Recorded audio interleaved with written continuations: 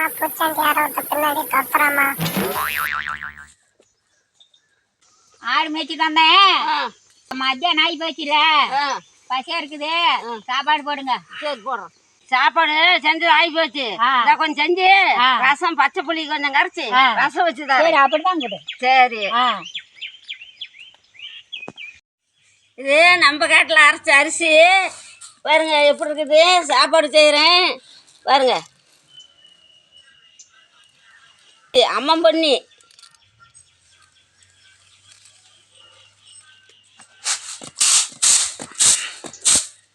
உடச்சி போட்டாங்கன்னா தான் சுத்தமாக இருக்கும். எடுக்கிறாங்க அப்படியே டம்ளர்லேருந்து தண்ணியில் கொட்டுறாங்க.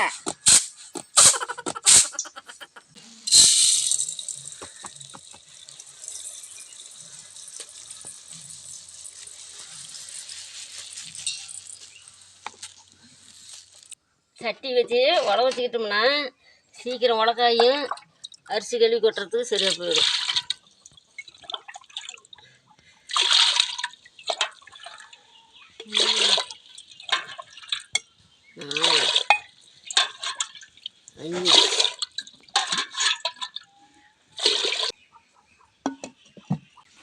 ஒரு டம்ளர் அரிசிக்கு 3 டம்ளர் தண்ணி வைங்க. 2 டம்ளர் அரிசிக்கு 6 டம்ளர் தண்ணி வைங்க. சோறு வடிக்கிறதுக்கு நல்லா இருக்கும்.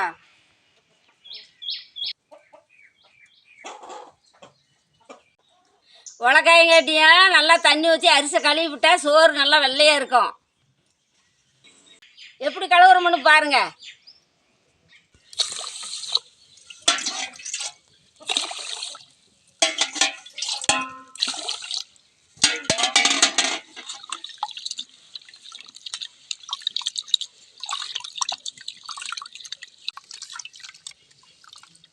இது நம்ம காட்டு அரிசி இப்படி தண்ணி ஊற்றி கழுவுனா வெள்ளையாக இருக்குது.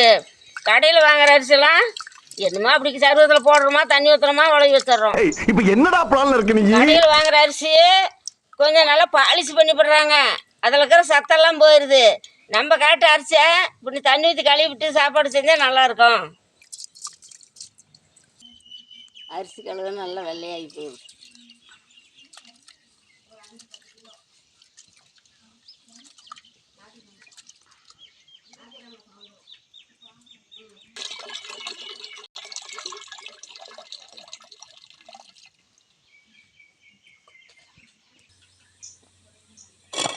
உட கொதிச்சிருச்சு.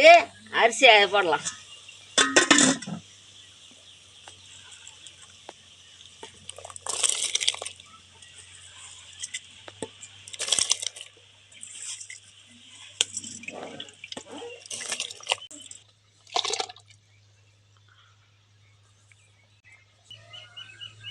ஒரு 5 நிமிஷம் மூடி வச்சா சோறு பொங்கி வரும்.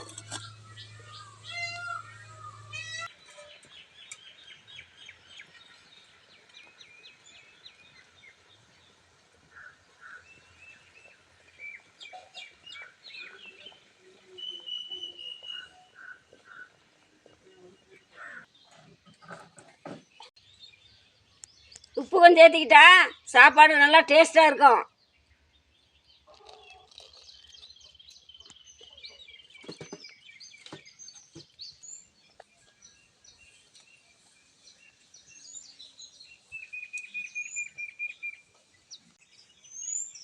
சோறு வெந்துருச்சு, எடுத்து வடிச்சிக்கலாம்.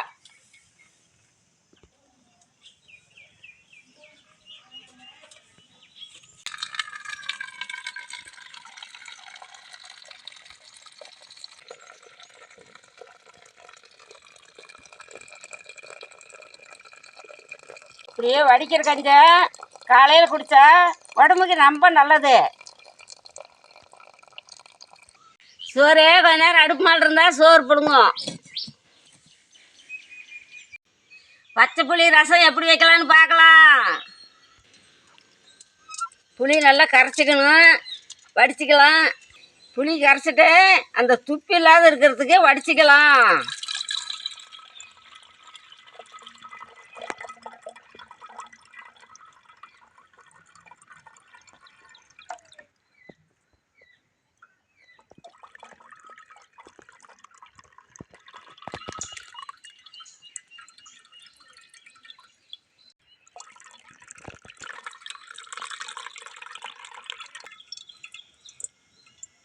புளியை இப்படி கரைச்சி வடிச்சுக்கிட்டோம்னா கொஞ்சம் கூட துப்பி வராது.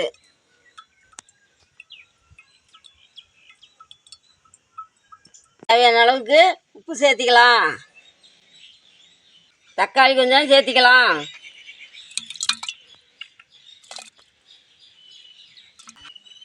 சின்ன வெங்காயம் பொடி பொடியாக அரிஞ்சுக்கிட்டேன், இதை கொஞ்சம் சேர்த்திக்கலாம். பச்சை மிளகா 2 பொடி பொடியாக அறுத்து போட்டுக்கலாம்.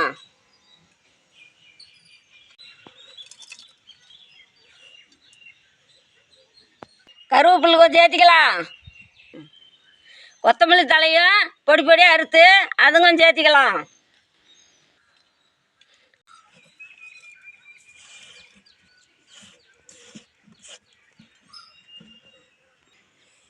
சீரகத்தை மிக்சியில் அரைக்காமல் கையிலையும் நிமிட்டி போட்டால் நல்லா வாசமாக இருக்கும்.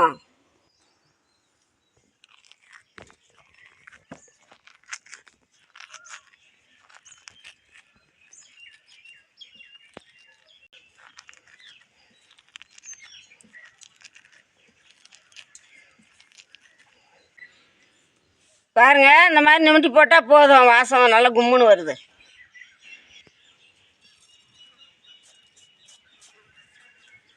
நல்லா கரைச்சிக்கலாம் கையில்.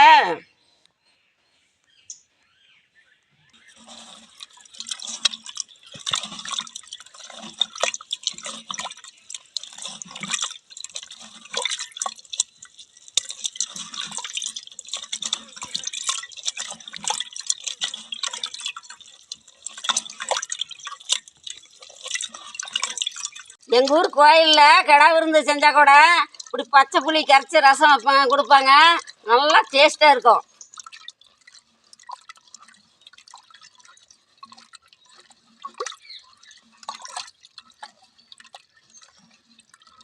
பாருங்க, இப்படியே கையில் நல்லா அணைஞ்சிக்கிட்டா நல்லா கரைஞ்சிக்குது பாருங்க.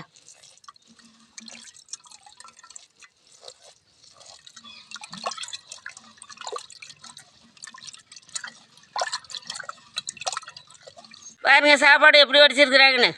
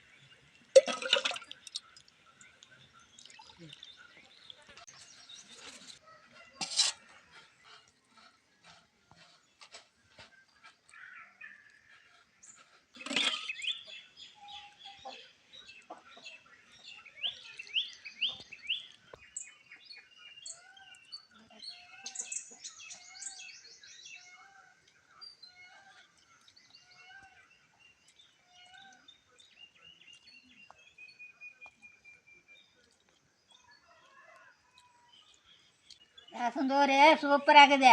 ஆமாம், இப்போ அதுதான் சீக்கிரம் பசிக்கு கேட்டான்னு சீக்கிரமாக செஞ்சேன். அதான் பசிக்கு நான் சரியா போச்சு.